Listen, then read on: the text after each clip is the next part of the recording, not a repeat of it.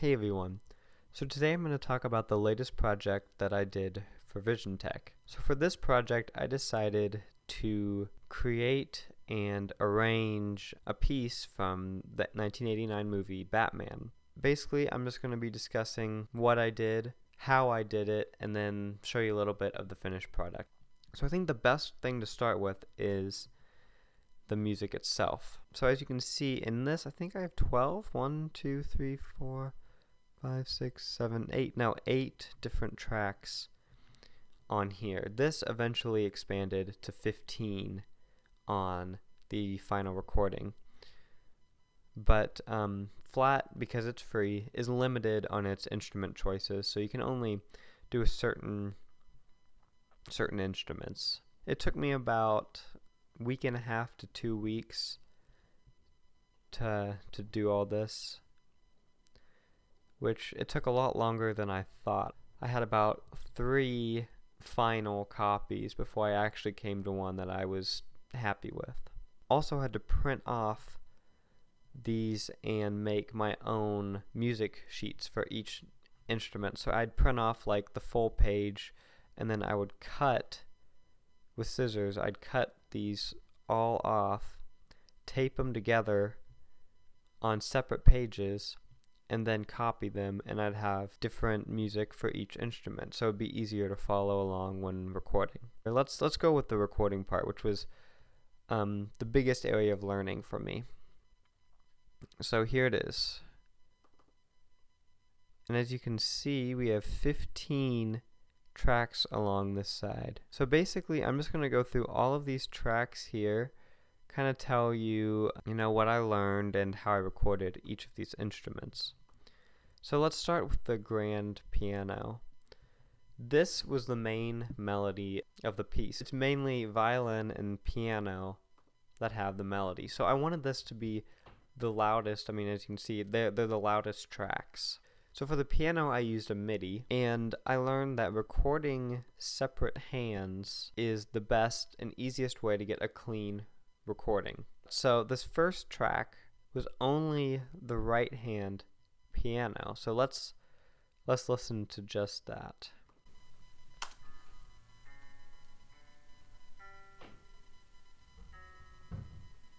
So you can see it's just the high notes of the piano.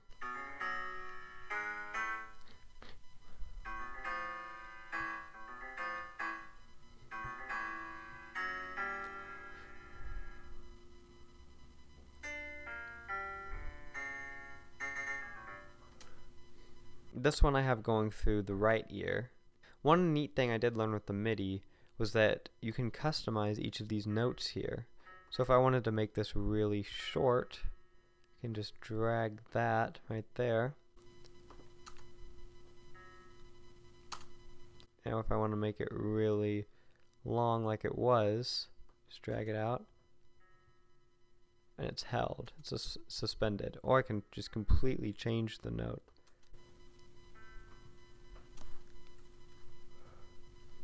The next track is the left hand of the piano, and this is going through the left ear. So I have both piano tracks going through different ears.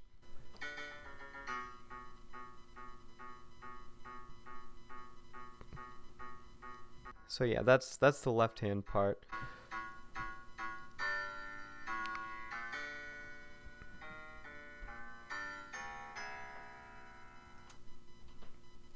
Now this last track is a little bit the left hand, except this would be all the lower notes.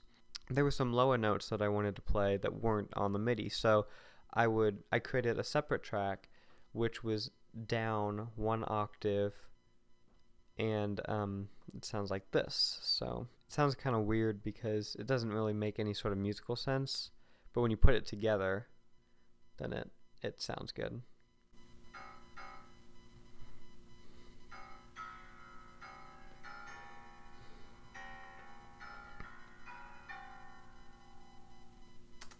And when I recorded all of this stuff, I just used headphones and listened along to play, and made sure I had the metronome on. But yeah, so now let's go to the violin part.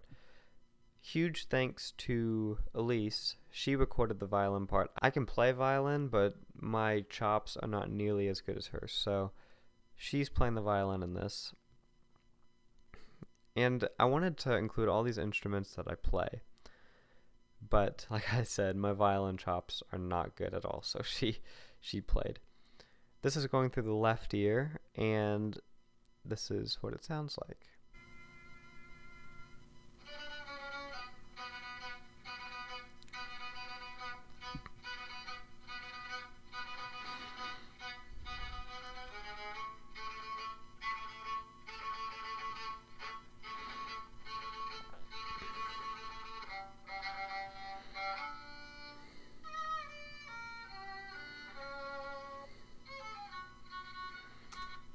When I recorded the violin, I used a blue snowball, put it on a stand with a pop filter on it, and it was just hanging right above her fingerboard while she played. And she listened along to the metronome when I kind of gave her like some tips and kind of what I wanted.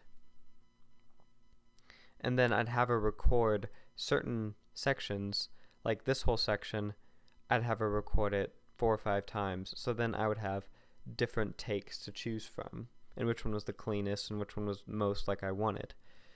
Farther down here, you'll notice the sections get smaller and smaller because the violin parts get trickier and trickier, and so I wanted them to be accurate, so we only did kind of 1 to 2 major segments at a time towards the end.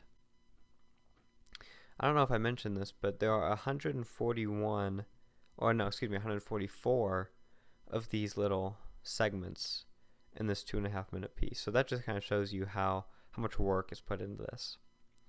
So next is the timpani, and most of the percussion was done at the school, and I just spent about two hours one afternoon during the weekend and just took all my equipment and recorded.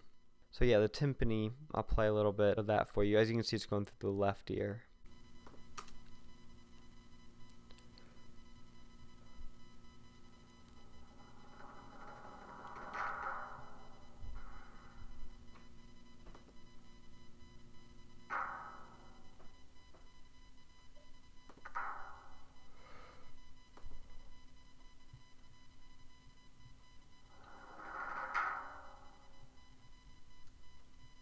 So yeah, that kind of gives you an idea. Again, I used a blue snowball with a pop filter.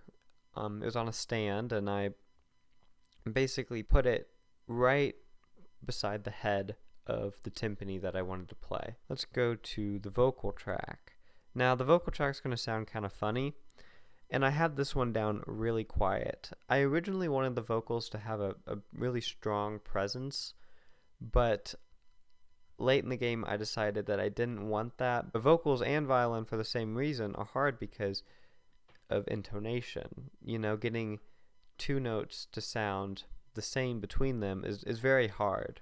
I used quite a bit of auto-tune, and I brought it down a lot. So I used it more as kind of an effect rather than an actual melody element. But I'll play it here a little bit.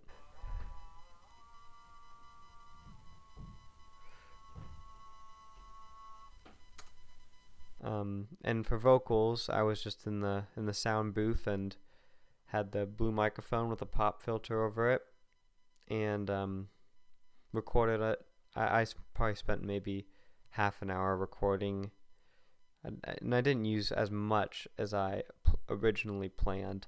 I originally had a lot of bass notes that I wanted to sing, and late in the game I said no, and I cut a whole bunch of it. Suspended cymbal, again, I recorded at the school. This is going through the right ear, and I put the mic, honestly, I just put it right in front of the cymbal. It sounds really good. Let's listen to how that sounds.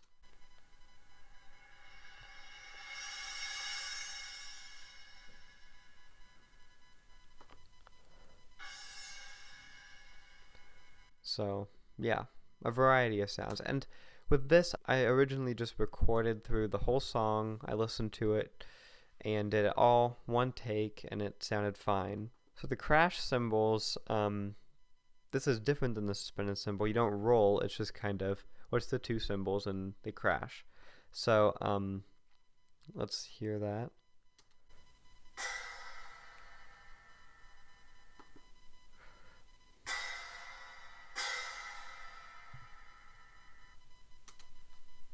Again, I just stood behind the mic and recorded it, so that's pretty self-explanatory. And that's going through the right ear as well. The gong, that goes through the right ear. This was a lot of fun to record. I put the mic in front and I just let loose on the gong. It was so much fun. Let's listen to it.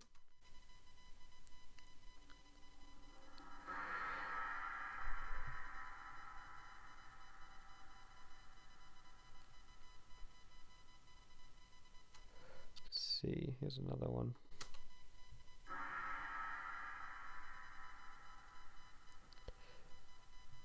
The snare drum, this is one I did at my house, and I just put the mic right beside the rim of the drum, so it was really close. This is going almost to the center, but more leaning toward the left ear. I wanted the bass drum and snare drum to be opposing, and this is what this sounds like.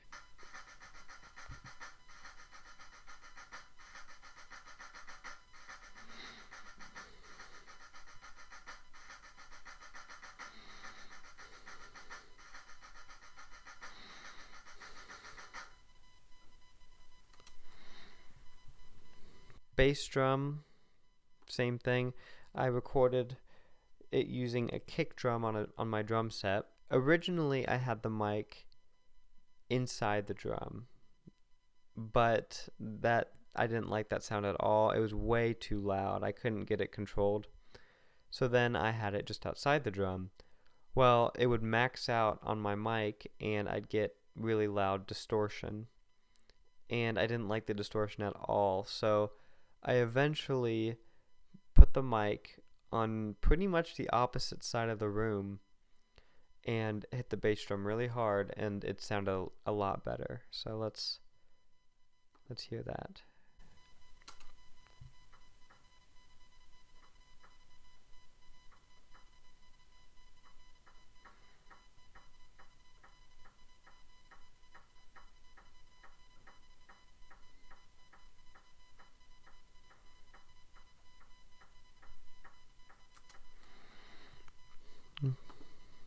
The low tom, again, I just kind of put it right beside the tom. I started out using drumsticks, but it wasn't the sound that I wanted, so I switched to yarn mallets, and it had a bit more kind of darker sound to them. And then I also played on an actual low tom. Again, I didn't like the way it sounded, so I put it on a high tom. And then afterwards, I brought the pitch down, which was a lot better. I enjoyed that sound more. So this is what it sounds like.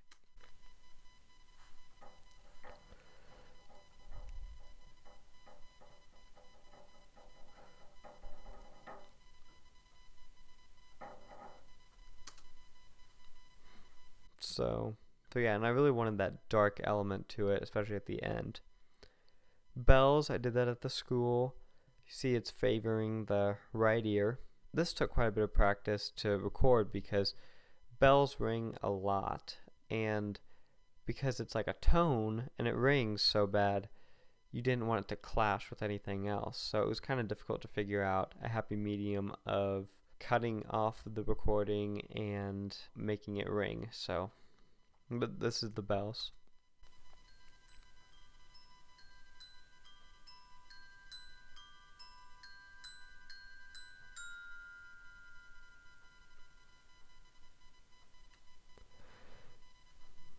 The next thing, oh, and then for the bells, I pretty much, like I said, just put the mic right beside the bells, and yeah. Wind chimes, this is definitely favoring the right ear. This is something that I kind of decided last minute, but it added a lot to the recording. I'm so happy I did it.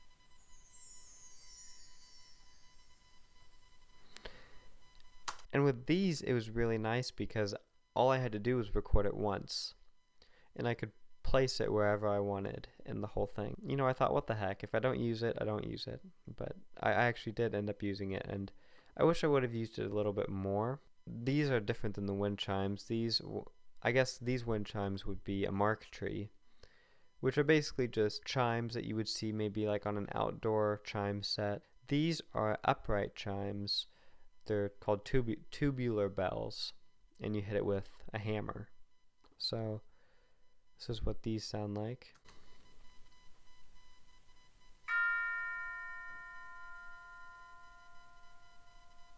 Again, I would have liked to use these more, but because I was kind of rushing towards the end, I didn't really decide to use them as much as I wanted to. The last thing that I will talk about as far as like these tracks is the dynamics, and I learned quickly that the best way to have accurate and consistent dynamics throughout all the tracks is to put them in afterwards. So this master volume thing became my friend for putting in crescendos. As you can see, it starts out really quiet, and then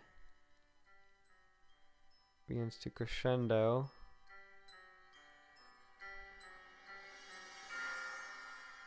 Makes it a lot more exciting and entertaining to listen to. This was a crescendo and then sudden decrescendo.